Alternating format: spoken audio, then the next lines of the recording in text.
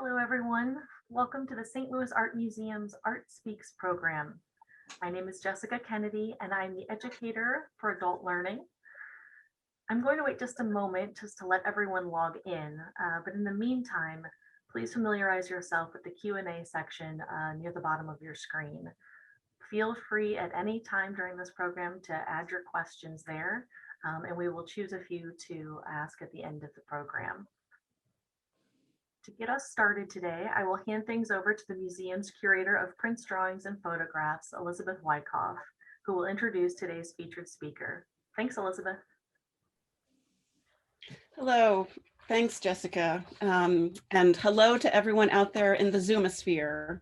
I am thrilled to welcome you to this long-awaited opportunity to hear Buzz Spector talk about his work. Buzz Spector Alterations, the exhibition I co-curated with Gretchen Wagner, is on view at the St. Louis Art Museum through May 31st. My thanks to all of the lenders to the show and to Buzz for his informed participation. So I first want to announce the forthcoming publication of a monograph on Buzz's work, to be published imminently by Zola Lieberman Gallery in Chicago.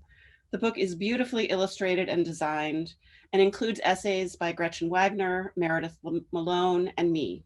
It will be available for sale at the Slam Shop by early March, and you're able to pre-order by contacting the shop directly.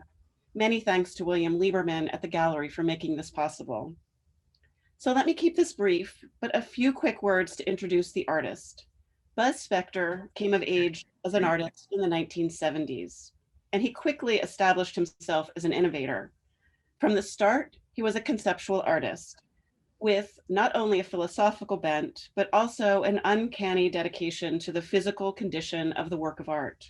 He's an artist, a writer, a critic, a reader. He tears paper in ways that help us see anew. He cuts up dust jackets to bring focus on how authors are posed and recombines those author portraits, or at other times postcards, to create thought-provoking collage works. Behind it all, as we will learn today, the act and art of drawing has been a constant.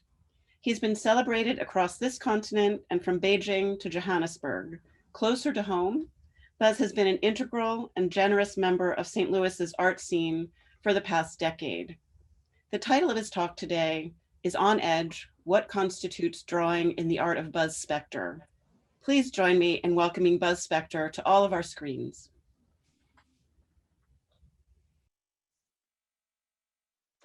Thank you, Elizabeth. The title I gave this presentation sets up what could also be a question. What exactly constitutes drawing in my art? My beginnings as an artist are in a drawing made in the summer of 1972 during my last semester at Southern Illinois University in Carbondale before receiving my BA in art. One afternoon, I was in the department office sitting on a chair next to the pile of art magazines to which the school had subscribed. I picked up the newly arrived summer issue of Art Forum and came across an illustrated essay by Robert Pincus Whitney, in which he discussed the work of Robert Ryman, Bryce Marden, and a third artist, Piero Manzoni, whose name I'd forgotten until researching these remarks. Looking at the black and white reproductions of Ryman's white paintings, my thoughts ran something like, this is not art. This is just white paint. It's not even white in these pictures. They're white paintings that look gray in reproduction because halftone images can't ever be completely white.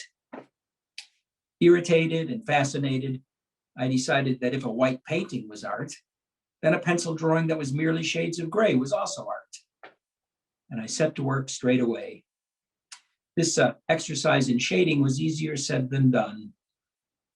Wherever my graphite hatchworking overlapped, a darker band emerged on the sheet. And after many hours of working and reworking the drawing, my field of gray marks was traversed by many horizontal bands.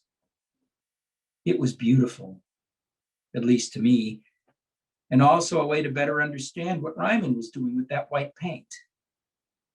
I think Ryman was exploring the zone where an artist's process reveals something that transcends its materiality.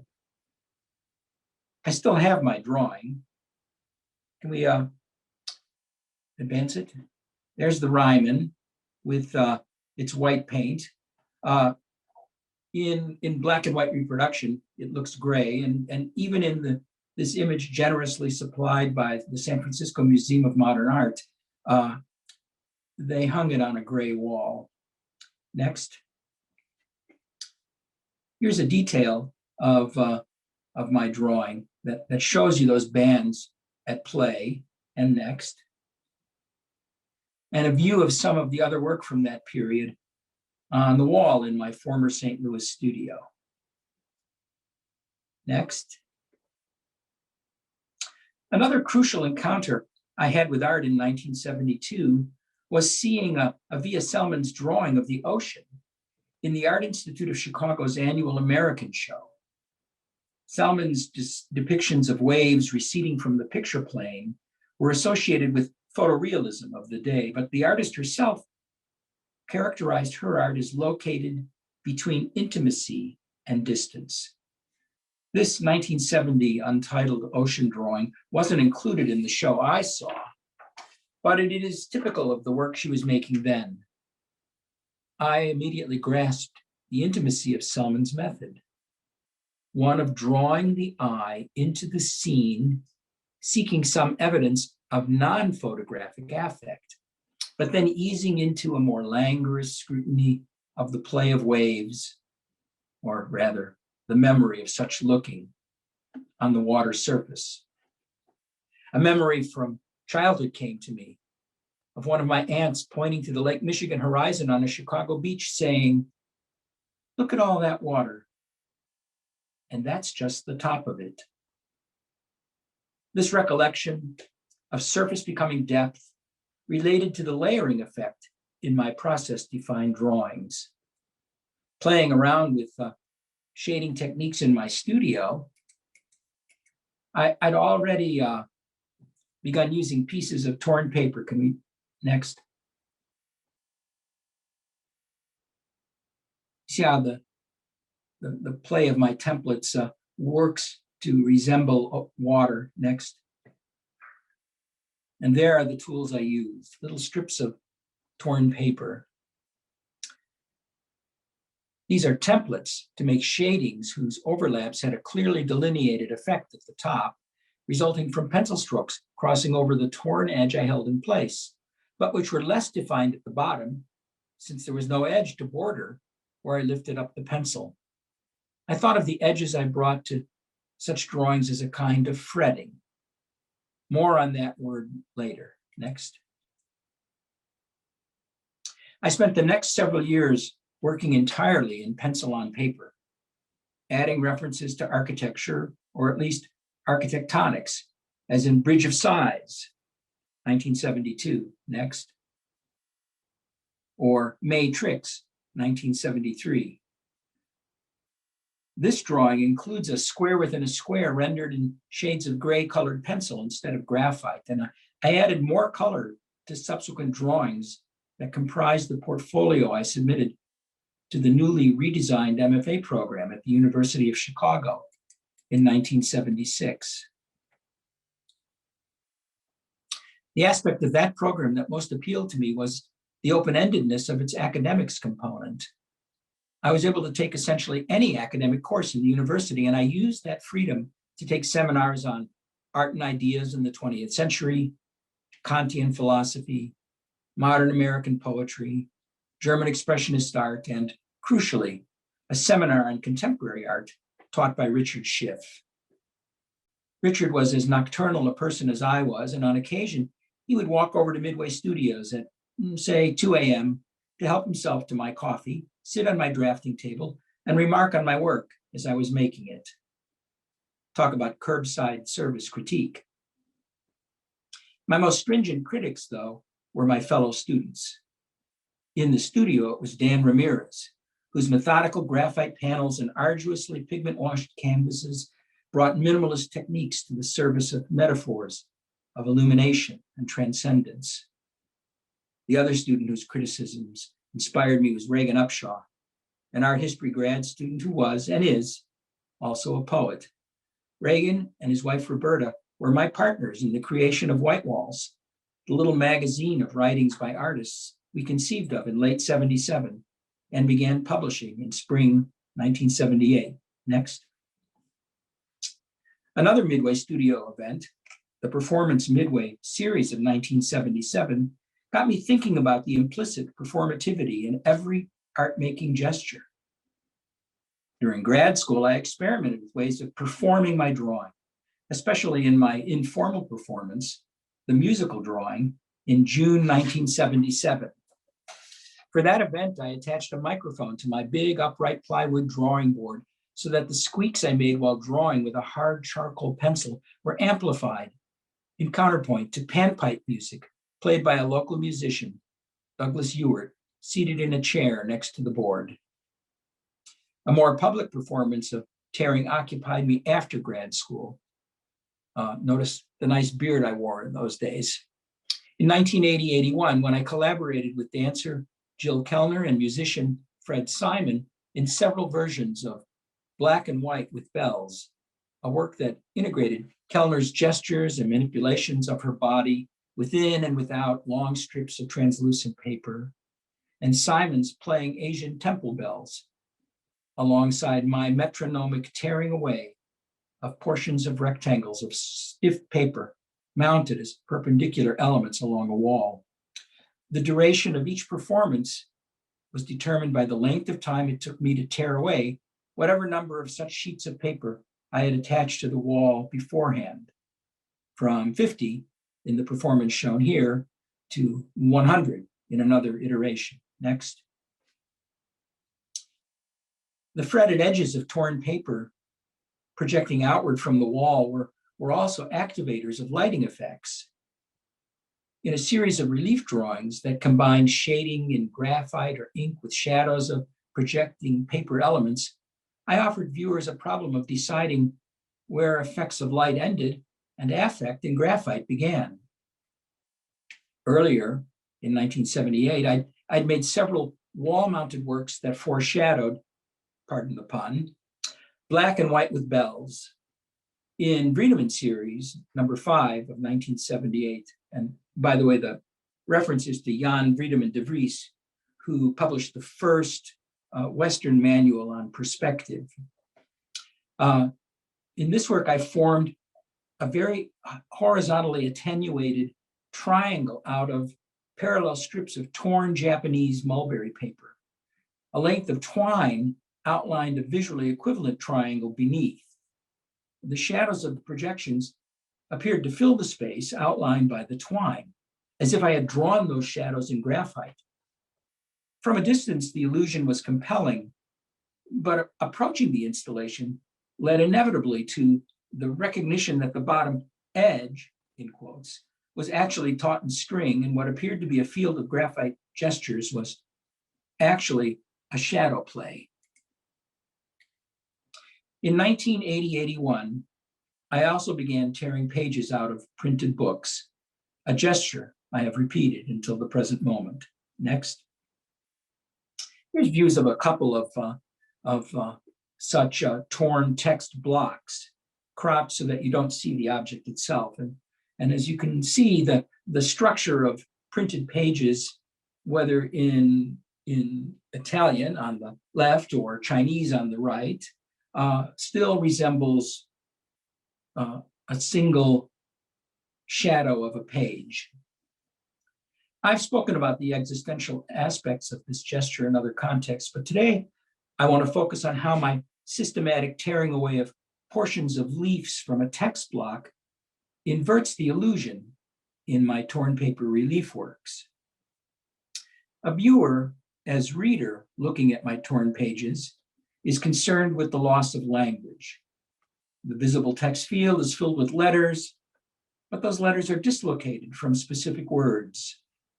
The A seen in one torn edge is next to a B visible on another torn edge beneath. In their quiet nest of language, though, the one letter was in print, some 500 words before the other in the textual narrative my excising has torn through. Next. Jacques Derrida paraphrases Austin when he asserts that a word means nothing, only sentences mean something. The yearning that informs being a reader hardly permits any printed word a standalone status. In my fields of torn pages, though, I engineer situations that offer a reading from letter to letter.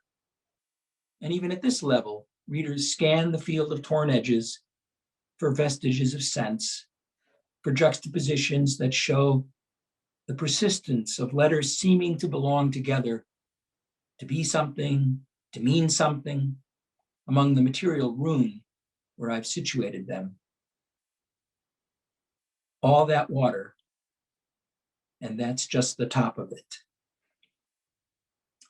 Écriture, which is what's on screen now, is a suite of 3 versions of a blank artist sketchbook whose pages have been torn outward towards the front and back from the middle.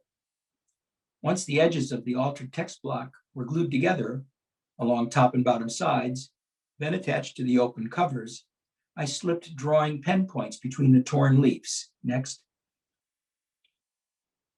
I selected a nib with a vent hole that resembled a figure with open arms, a detail that only a close look could see.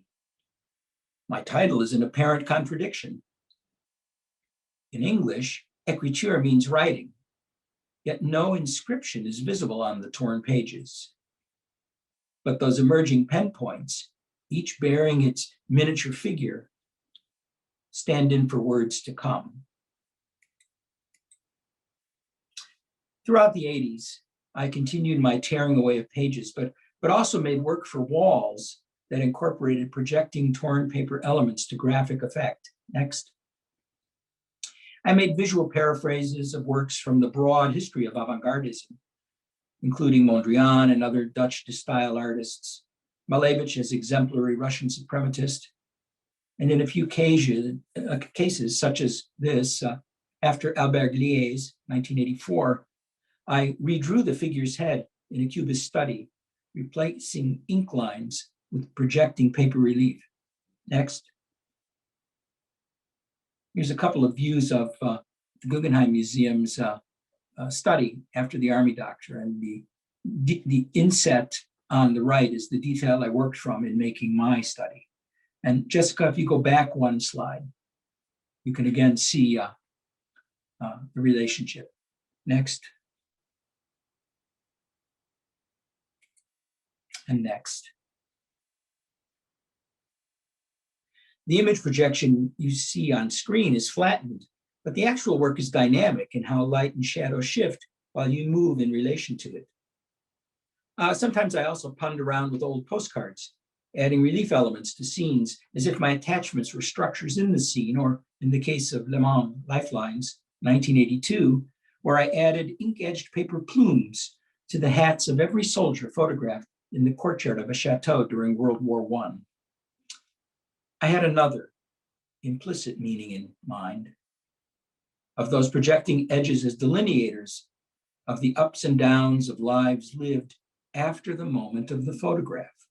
Note that some of my plumes are comparatively longer, irrespective of where in the scene this or that figure is standing. Next.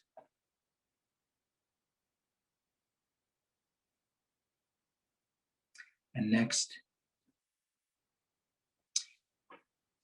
In 1985, this appropriative aspect of my art coalesced in a gesture of altering an artist's book by a living artist. Sol LeWitt, one of the most important conceptual artists, was also a prolific producer of artworks in book form. These weren't records of drawings or sculptures existing elsewhere. Instead, the book object containing these images was itself the work of art. LeWitt's book, Drawing Series 1, 2, 3, 4, A and B, published by Galleria Speroni in 1974, had a visual and material scope that I reconsidered through the process of excising its pages, then attaching the excisions to the spine of the altered book. When I altered the LeWitt book, the tears left a visible feathering on the recto, or right-hand bound sheets. Consequently, Approximately, the feathering was on the verso of the tear-offs. When I first placed the excised material along the spine of the book, that difference was visible. It seemed to me that one meaning arising from my alteration was that the object itself was shifted from reading material to sculptural form. So there was no longer a necessary right side up. The absent feathering on one side would make for a visible distinction, bias toward reading over scanning. When I carefully flipped and resequenced the excisions, the fretted edges were matched on both sides of the work. There was no longer an upside and downside, just a meta-geological terrain. Lewitt had strong views about the distinction between art as idea and art in material. In his 1967 essay, Paragraphs on Conceptual Art, Lewitt had this to say: three-dimensional art of any kind is a physical fact. This physicality is its most obvious and expressive content. Conceptual art is made to engage the mind of the viewer rather than his eyes or emotions. But a book's physicality, this is me again, is more than linked to a three-dimensional appearance. There is no reading of a print book that isn't also a matter of hand. And the gesture of page turning is a movement through time as well as text. Lewitt's totalizing graphic or photographic systems were presented on pages that attempted to disable the functions of distancing, of the panoramic scan, in other words, that viewers adopt in gallery settings. One can see the whole book from the outside, but never the whole of its content, which can only be accessed one page spread at a time. Next. I assert that my alteration of Lewitt's pages respects his conceptual system by preserving it in a field of visible edges. I have rendered it as a tableau that brings together the history of its making and the duration of its pagination in an object that has exactly the same materiality as the original book.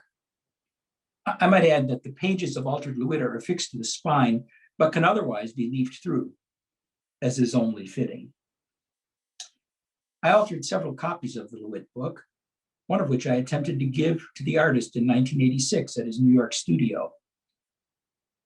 To my dismay, Saul was angry that I'd presumed to destroy the work of another artist to then claim it as my own. Mortified, I reached to take back the altered book, but Saul refused to let it go, saying, "No, I'm keeping this."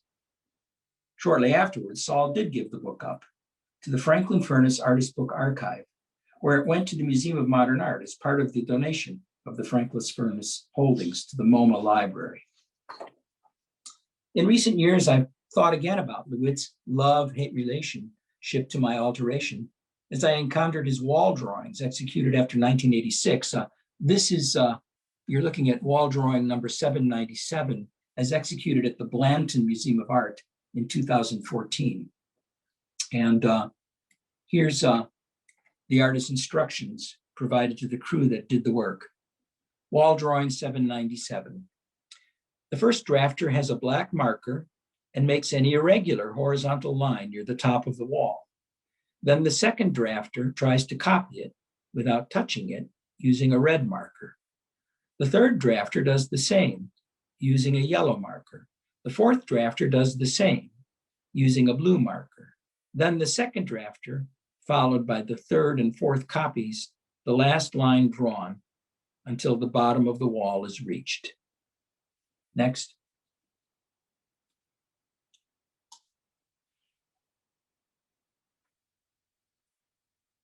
Lewitt had been making wall drawings since the late 1960s, but those were always executed with straight lines or else curves applied with the use of stencils.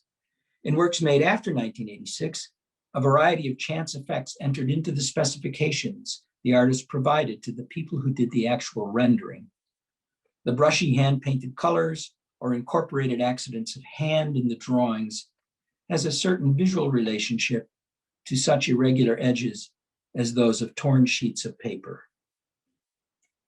Next.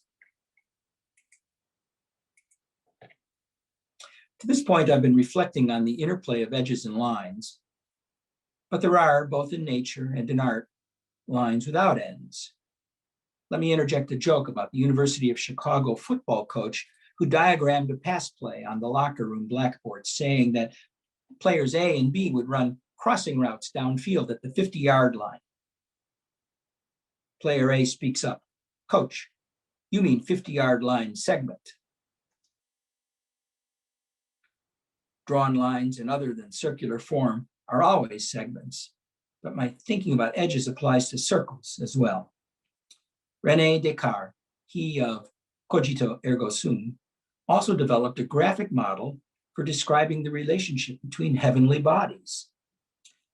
And that's what you're looking at here, a drawing of vortices from Principia Philosophiae of 1644. Cartesian vortices were diagrammed as an interplay between multiple luminous, transparent, or opaque bodies, and the circles within circles in those diagrams represented at once orbital planes, radiant forces, and the passage of time. Most of Descartes' astronomical writings have been discarded, but the French philosopher provided an important underpinning at the time for refuting the older idea of a universe centered around the sun. Next. I thought of Descartes' vortices the first time I encountered a vorticist drawing by Giuseppe Pennone. Propagazione is an ongoing drawing project Pennone has worked on in multiple iterations since 1995. It began with Pennone's inked fingerprint in the center of a sheet of paper, and Pennone then carefully added whorl upon whorl in fine point ink lines so that the fingerprint pattern radiated outward, eventually filling the paper. The performative aspect of this work is that the artist or his assistants continue adding inked whorls to the walls around the existing drawing, out to the edges of whatever wall to which the drawing was mounted.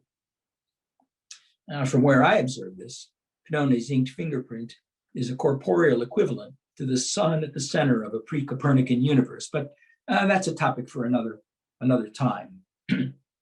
There is another unity to the drawings by Descartes and Pennone here, and that is to the annual rings of trees. Next.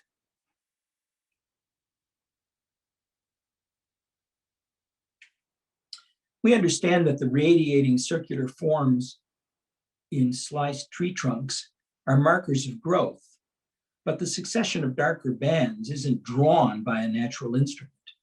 A tree ring isn't a sign enacted in a moment of time. Rather, it's a consequence of winter dormancy, during which layers of nutrient-conveying cells die. What we call a ring is actually a layer of dead cells containing oxides that otherwise would continue to move upward from roots to leaves and into the atmosphere.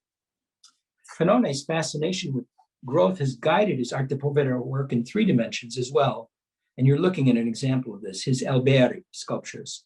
These are stripped tree trunks made by carving into mature timbers and removing the wood along the interior growth rings to reveal the memory of a sapling within the lumber. This undressing of timbers is a parallel excision in nature to the cultural undressing that constitutes my page tearing. Next. This analogy is conceptually tighter between the alberi and my alterations of found published books, but I have also made many works in which what's torn is my own production of image or text or both, so that the destiny of these printings is precisely to be torn away in gestures of removal that also complete the work. Next. When William H. Gass posed for a photograph of himself holding a work of mine that reproduces his face, the resulting image clarifies the epistemological, material, and conditional distinctions with which I am concerned. First, the title of my work is Author, and then in parentheses, White-Haired Man, not Portrait of Bill Gass. The man holding my work is the writer, professor, and father to the photographer. The image of the white-haired man in my work is identified as author. A writer becomes an author through publication. As I have noted before, the author is a bureaucratic pose. Second, the image in my work is a composite of some 200 identical reproductions bound together at the bottom to make the block of printed papers that I then systematically excised. Since each of the sheets I partially tore away was printed with an image identical to every other, the face you see in the completed work is relatively intact after all that tearing. Third, the residue of the tearing is visible as a field of fretted edges passing over the face of the author. Bill Gass observed that my method of image generating made him look like the reflection of the moon on a lake, and his understanding of the watery inference in those torn edges brings this discussion back to the ocean waves of the Selmans or the aqueous metaphor of my template-based drawing. Next. Let me reflect on an additional meaning, that what I characterize as fretting infers irritation, friction, or chafing, but can also include a rub, a stroke, or a caress. When I tear through a block of 200 images, I have, in essence, created a drawing with 200 marks. The draftsperson rendering a face might apply 500 pencil marks to the paper. These cohere as a visage, but every stroke, no matter how small, is employed to make a likeness. Every individual mark delineates an edge of this facet or that in service to the emergence of the subject from the thrall of graphic gestures. Some words about my painting. Here, as in the title of my talk, there's a double meaning. To make these, I photographed all manner of spilled, smeared, and otherwise accidental pigment in the studios of artists who make actual paintings. And you're looking at an oblique view, painting number 8, Stains.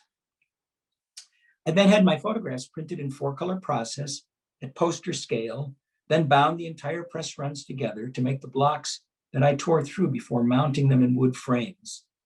Those frames, by the way, are angled behind my wedge-shaped forms in torn paper, compensating for the slope of the wedge so that the field of torn edges is flush with the frame.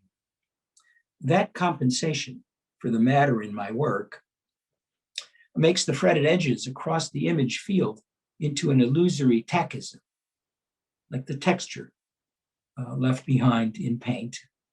It's a compelling enough illusion that on more than one occasion, I've had a viewer insist to me that the work really is painted and not torn photographs of paint. You may remember Michelangelo's remark about the task of the sculptor. I saw the angel in the marble and carved until I set him free. Consider my tearing away of identical images in the block of paper as sculptural technique, and you're closer to understanding what I do, with acknowledgement that Michelangelo's angel didn't reveal itself to him as a print image. Marble, like all metamorphic rock, has a grain, which in geology means alignments of crystalline formations. Paper, too, has a grain. Cellulose fibers aligning as the wet pulp is pressed to make a sheet. My tearing follows the grain of the paper, and such claims to fluency at page tearing as I might make arise from my attentiveness to the grain in the leaf, grasping, pulling, and tearing in the course of making the work. What I've taken away could be seen as a metaphor of forgetfulness, but I am more interested in acts of taking away that are also transmogrifications. I remove such stuff as could make visible the remainder as armature of a different value. Next. The gallery guide for my exhibit shows a detail from painting 11 of 1998, to which I've added one more tear to its reproduction on the cover of the printed booklet.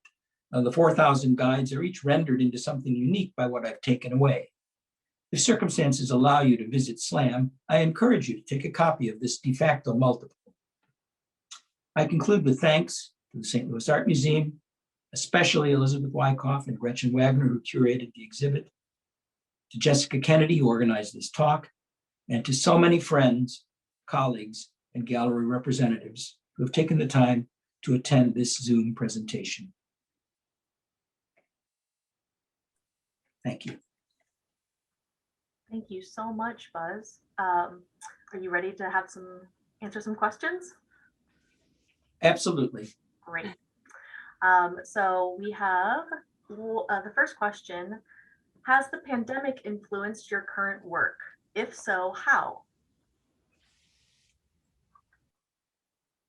The pandemic has seriously cut into my time spent looking at art in public. And I think what I miss really most of all in the pandemic is all these interactions with the friends alongside me, looking at art here or there. Well, actually, I miss dinner parties and luncheons and many other activities too. But my wife and I have managed to pack up and moved in the midst of the pandemic, and we've managed to sit with piles of our stuff in our small temporary apartment, and here we are, having not killed each other. We're doing just fine. So I guess the effect isn't one directly on my method, which of course is pretty much an indoor method, but on the kind of outside stimulation that I think we're all craving these days. Absolutely. And I would jump in to thank you for this really wonderful talk, which as always was a kind of amazing gallop through history of art, of literature, of philosophy, etc. So you've kind of taken us out of our quarantine, so to speak. But I also have a question, kind of spontaneously. I wonder, I would love to hear more about your templates from those 1970s drawings. Oh yeah, Jessica, can you put them back up? I think it's about the third image. Yes, so just give me a second. I don't want to make you all seasick.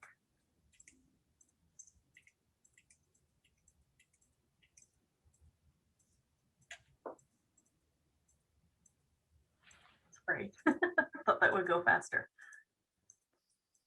Actually, I'm kind of enjoying this. There you go. There we go. So I saved my templates instead of throwing them away. One time in the print study room at SLAM, I brought them to show Elizabeth and Gretchen and Andrea Ferber, who did a lot of the research for Buzz Spector alterations. And I poured them out of this envelope onto the table, and all three of them backed away. In effect, I misinterpreted as horror, but which Elizabeth later clarified for me was a kind of awe that I'd saved these scraps as my fundamental tools. And you can see that some of them, I had my favorites, right? First row, second from the bottom, obviously, I made 1,000 different marks using it. And here and there, there's little notes to myself on the backs of other templates about a density of affect I wanted to keep in mind as I employed them. The handling of these little templates is sort of like having pages to turn. It took me essentially 10 years of working with templates to really understand their connection as drawing implements to the pages of books I'd started to alter.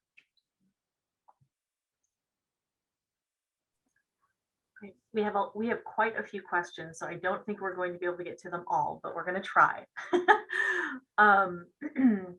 So kind of in that same vein, someone asked, how slowly or quickly do you tear your papers? It appears to be a very methodical gesture. Wow, I'm glad you can read that methodical affect. My wife has spent many hours watching me tear paper, and she'd be the first to agree that if my ambition was simply to remove the sheet, I could work much, much faster.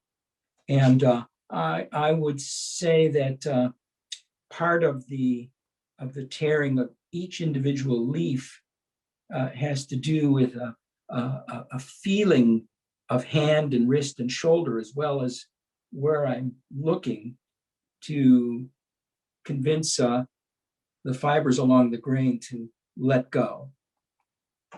When I work at very, very large scale, for example, I did a double portrait of Franz Kafka using paper that was 40 by 26 inches.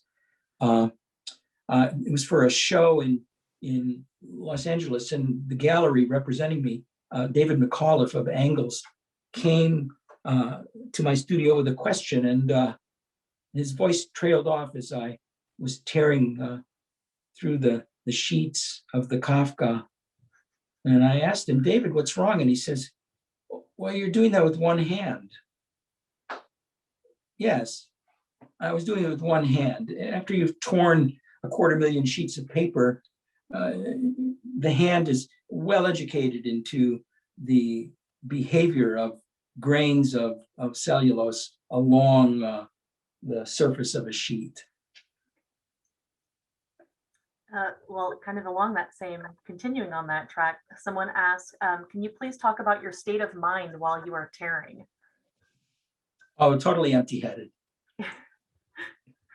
Honestly, this person says that your mind works so fast, but your process is really, quote, empty, meaning the same gesture of the body over and over again. So. Well, I sort of think of my mind as half full, not half empty. I don't think she's speaking of your mind. Just the process. But I think all of the working artists I know, when they're absorbed in whatever processes they use for their work, they're utterly attentive to what's taking place.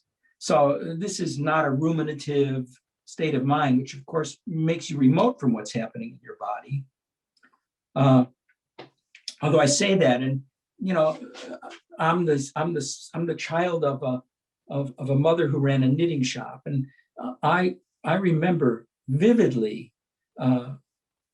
stopping by the Conant knit shop and watching Harriet and her customers as the customers knitted away, engaging my mother in all kinds of conversations. So clearly, within the community of knitters, the hands do what they're supposed to do, and the mind perhaps gets in the way. And I thought one of my mother's gifts in that setting was to be an attentive listener to all the free associations that might emerge from that.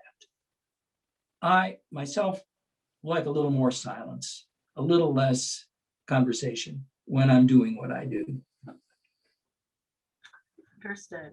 There are several questions here about, so you've moved to upstate New York, and they are wondering, will that geographic location have an impact on your work or provide new inspirations and challenges?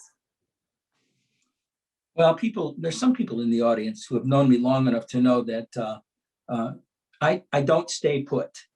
My wife and I have moved, willingly or unwillingly, at least 7 times over the course of our marriage. And so that's working out to an average of around 7 years per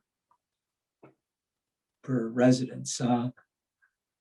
I think this is a move we'd like to get to live with for a longer period of time. It's a second stint for us in New York State. We lived in the Finger Lakes when I taught at Cornell in the early years of the millennium. Mostly what I think about geographical location is who's nearby that I love. And here are the best friends I made in my life, and I've got one of my children in Boston and another of my children under this roof, and so this is pretty good. I'm missing the child still in Chicago and the relatives here and there, but at the moment, this feels like a good place for the life I lead outside my studio, as well as the aspirations I bring into it. Let's see, we've still got some time. So do you consider yourself as a conceptual artist? Is this category relevant today in contemporary art?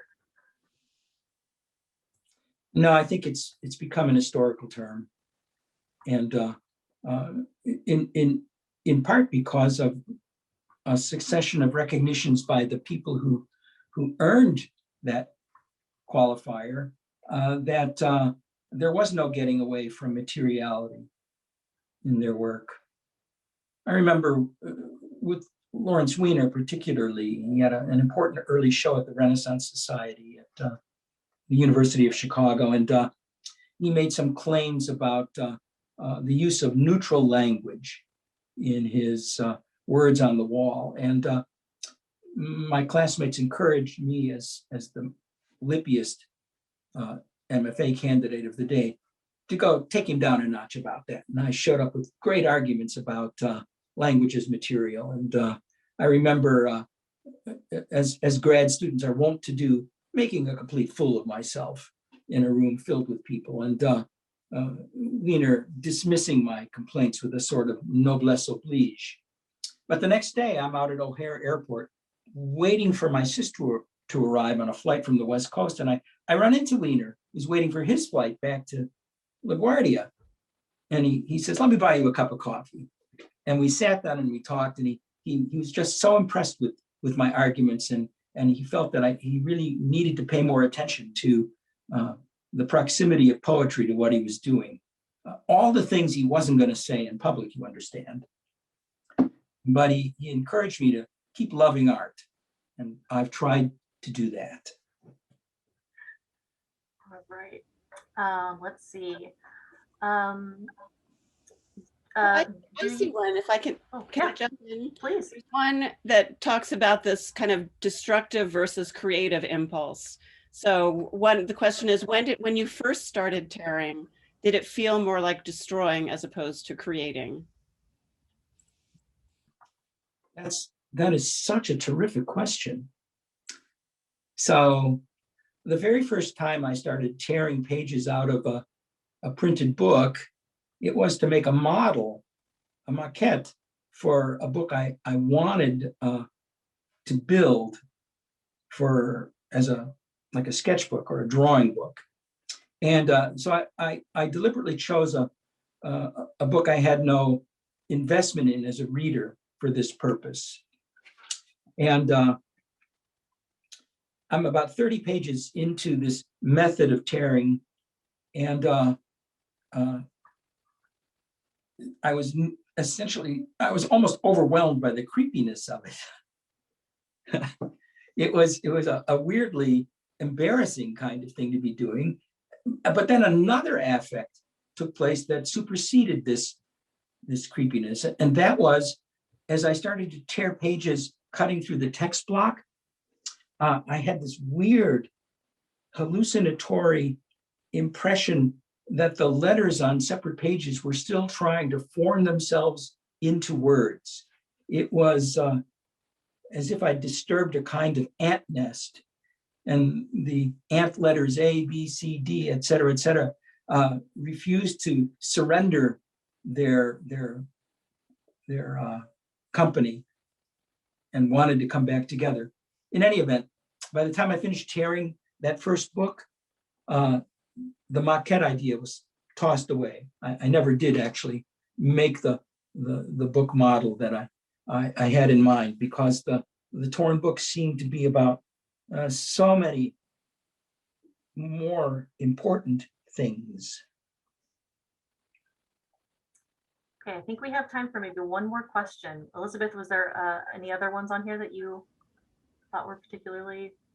Well, here's one that comes with a greeting from Chris Parr to Buzz. And he talks about, you've mentioned a lot of artist inspirations, but one that he noticed isn't there so much is Kurt Schwitters. To what degree is that irreverent and inventive Dadaist been one of your interlocutors or inspirers? Oh, he's been there looking over my shoulder and occasionally nudging my elbow.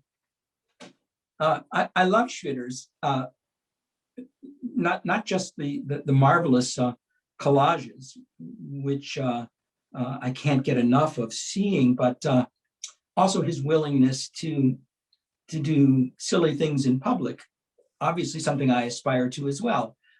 His sound symphony, Anna Bloom, is almost impossible to perform with a straight face. And if you do perform it with a straight face, you're not being true to Schwitters' own material. And also, like Schwitters, many years after, I worked for a while as a graphic designer. And Schwitters, when he wasn't being a Dadaist, was one of the most influential graphic designers in Germany in the 1920s. He actually designed that pelican on the label of Pelican ink bottles, a trademark still in use a century later. So yes, shout out to Kurt Schwitters, and a shout out to Marcel Broodters, who I managed to avoid talking about for once in an entire presentation. All right. And any other last thoughts that you can that you want to bring up, Elizabeth, before we end today's program? Well, just largely just to thank Buzz. It's been a pleasure not only to sort of know his work over the years, but to really kind of dig in and be able to spend time with him on this exhibition. And today's talk, I think, was a kind of wonderful, wonderful capstone. And I think will make those who could come, who are free and willing to come to the museum to see Buzz Spector alterations while it's there for another couple of months until May 31st. Wonderful. Thank you, Buzz. Yes, thanks to both of you. This was wonderful. And thanks to everyone who joined us today. If you're particularly interested in hearing artists speak about their work, please register to join us on Monday, March 8th at 7 p.m. to hear artist Donna Levy reflect on her Currents 119 exhibition, which opens on February 26th. We also have several other upcoming virtual programs, so please check under the events tab on slam.org to learn more. Thanks to everyone and have a great day.